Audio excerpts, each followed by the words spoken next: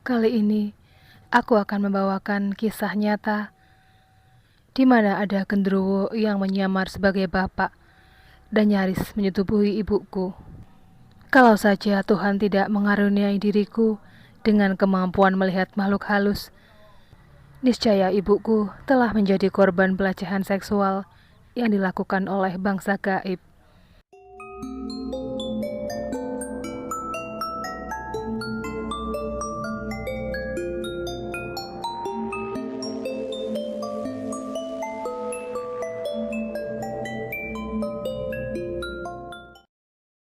Peristiwa ini terjadi beberapa puluh tahun lalu. Kala itu, aku masih duduk di bangku kelas 5 SD. Aku dan keluargaku masih tinggal di kampung Muara Baru, Jakarta Utara. Dan di kampung itu keluargaku tergolong paling berada. Bapakku adalah seorang pedagang yang mempunyai beberapa kios besar yang menjual berbagai kebutuhan rumah tangga. Bapakku juga mempunyai 2 buah mobil angkutan. Karena keberadaannya, maka tak heran kalau bapak mampu menyekolahkan anaknya hingga perguruan tinggi. Dari keempat saudaraku yang lain, aku tergolong anak yang agak aneh. Kedua orang tuaku dan saudaraku kerap kali melihatku berbicara sendiri dan bermain-main sendiri. Seperti layaknya aku sedang bermain dengan teman-teman sebayaku. Memang begitulah yang aku rasakan. Aku tidak pernah merasa berbicara atau bermain sendiri, melainkan ada teman-teman yang selalu menemaniku. Padahal mereka, maksudku orang tua dan saudara-saudaraku, sama sekali tidak melihat teman-teman mainku itu. "Kamu kok main dan bicara sendirian?" tanya kakakku. Hal itulah yang membuatku heran, karena sesungguhnya aku merasa ada seorang bocah yang kira-kira seusia denganku mengajakku bermain. Aku sendiri mengenal bocah itu sudah lama. Dia sering datang ke kamarku ketika aku sedang sendiri. Kadang bocah itu mengajakku bermain, seperti main petak umpet, atau ngobrol layaknya teman-temanku yang lain. Wujud bocah itu berkepala botak, dan hanya mengenakan celana dalam, atau barangkali cawet. Saat itu kampung Muara Baru memang tidak seperti sekarang. Keadaan lahan pekarangan dan rumah-rumah penduduk kebanyakan masih tampak sederhana. Di kanan kiri jalan, pepohonan besar masih dibiarkan berdiri kokoh. Dan masih banyak lagi jalan dan tempat yang belum direnovasi. Rumahku yang besar belum menggunakan lampu listrik. Jadi untuk penerangan kami menggunakan lampu teplok yang dipasang di setiap sudut kamar. Dan di belakang rumahku terdapat sebuah pohon tua, sejenis pohon bakau. Kata cerita penduduk sekitar, pohon itu ada penunggunya. Entahlah, mungkin apa yang dikatakan orang itu benar, karena aku sendiri mempercayai hal-hal demikian. Lalu, adakah kaitannya antara bocah misterius yang menjadi temanku dengan pohon tua di belakang rumahku itu? Sudah menjadi kebiasaan. Bapakku sering pergi keluar malam dan meninggalkan rumah. Ini harus dia lakukan dikarenakan ada keperluan dinas. Kami semua sudah maklum apa yang dilakukan oleh bapak.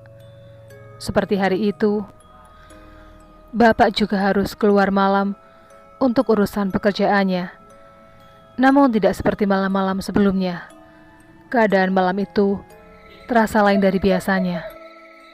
Jika biasanya masih sore aku sudah tidur, tapi malam itu sepasang mataku sulit sekali aku pejamkan. Ibu dan saudara-saudaraku yang lain mungkin sudah terlelap. Hanya aku sendiri yang masih melek. Kulirik jarum jam sudah menunjukkan pukul 11 malam. Belum begitu larut malam, pikirku dalam hati. Tapi entah kenapa saat itu suasana begitu mencekam. Sesekali aku terbangun dari tempat tidur, lalu kembali rebahan di tempat yang sama. Begitu heningnya malam itu, hingga lolongan anjing terdengar lantang memecah kesunyian. Sesekali pikiranku tertuju pada sosok bocah misterius yang sering datang ke kamarku. Aku sendiri sebenarnya tidak tahu siapa sesungguhnya dia, di mana rumahnya, dan kemana tiap kali dia pergi. Dia selalu datang tiba-tiba tanpa ku tahu dari mana munculnya. Dan saat itu, aku sendiri tak pernah menanyakan tentang tempat tinggalnya. Bocah sahabatku itu benar-benar aneh. Barangkali dia sosok tuyul, seperti cerita-cerita orang yang katanya suka mencuri uang. Namun entah kenapa aku tidak merasa takut sama sekali dengan kehadirannya. Bukan karena aku tidak percaya cerita-cerita seputar keberadaan hantu, jin dan sebagainya. Tapi aku merasa ada sesuatu yang membuat diriku tidak takut dengan hal-hal demikian. Terutama sekaitan dengan bocah pelontos itu. Belum selesai, aku berpikir tentang keanehan anak kecil itu. Aku dikejutkan oleh suara langkah berat di luar kamarku. Suara langkah kaki itu datangnya dari ruang tamu, seperti orang baru masuk dari luar. Aku bangkit dari tempat tidur dan segera menuju pintu kamar yang kebetulan berdekatan dengan ruang tamu. Aku mengendap-endap di balik pintu sambil mengintip dari lubang kunci untuk mengetahui siapa orang di ruang tamu itu. Dan apa yang kulihat kemudian, jantungku nyaris saja copot ketika aku lihat makhluk tinggi besar yang sangat menyeramkan. Iya, aku dapat melihat dengan jelas karena cahaya lampu teplok di ruang tamu cukup terang.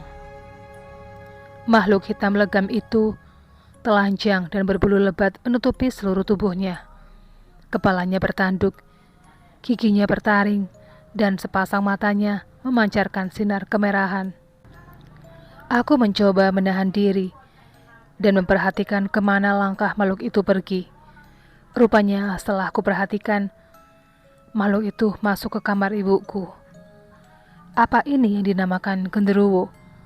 Lalu mau apa dia masuk ke kamar ibuku? Bisikku dalam hati.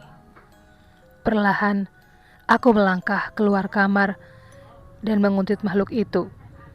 Seperti ada kekuatan yang menggerakkan seluruh tubuhku agar terus mengikutinya. Entahlah, saat itu aku tidak takut sama sekali. Yang ada dalam benakku adalah rasa penasaran bercampur cemas dengan sesuatu yang akan terjadi pada diri ibuku. Benar saja, di dalam kamar, sepertinya ibu tengah berbincang-bincang dengan makhluk itu. Tapi aneh, ibu sepertinya layaknya sedang bercengkrama dengan bapakku. Tumben, kenapa bapak balik lagi? Tanya ibu yang sekali lagi membuatku heran.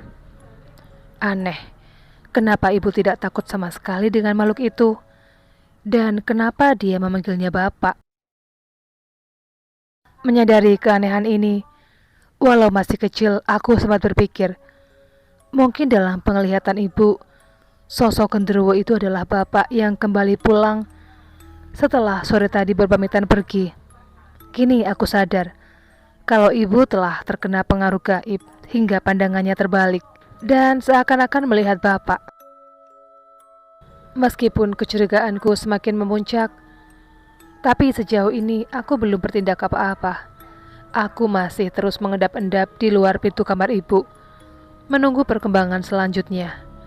Hingga beberapa lama kemudian, aku melihat gelagat kurang baik. Sehabis basa-basi seperti bapakku yang asli, kemudian makhluk itu mengajak ibu untuk berhubungan intim. Anehnya, ibu sama sekali tidak menolak ajakannya. Gila, kini sepertinya ibu mulai merebahkan tubuhnya di ranjang. Aku tidak bisa tinggal diam. Aku harus segera bertindak cepat untuk mencegah perbuatan iblis itu. Dan aku mendobrak pintu kamar dengan keras. Tindakanku ini membuat mereka sangat terkejut. Makhluk di samping ibuku yang sudah siap melepas pakaian ibu menatap tajam ke arahku, sedang ibu nampak marah atas tindakanku. Sis, apa-apaan kamu ini? Masuk kamar orang tua dengan cara tidak sopan. Sentak ibu sambil menatapku dengan berang. Maaf bu, aku hanya mengingatkan bahwa yang di hadapan ibu itu bukan bapak. Dia iblis yang akan memperkosa ibu. Jelasku sambil menahan amarah pada makhluk itu. Apa kamu bilang? Teganya kamu bilang bapakmu ini iblis. Dia bapakmu yang baru datang, bantah ibuku dengan sengit. Dengan sengit pula aku membalasnya. Bukan, dia makhluk halus yang menyamar sebagai bapak. Cepat ibu menyingkir darinya. Tanpa buang waktu lagi, aku langsung saja mengambil bantal dan mendubruknya. Lantas, bantal itu langsung kuajarkan pada makhluk yang masih berdiri menatapku. Pergi kau iblis, pergi dari sini. Jangan ganggu ibu, teriakku dengan geram. Berkali-kali aku memukul tubuh makhluk menyeramkan itu dengan bantal.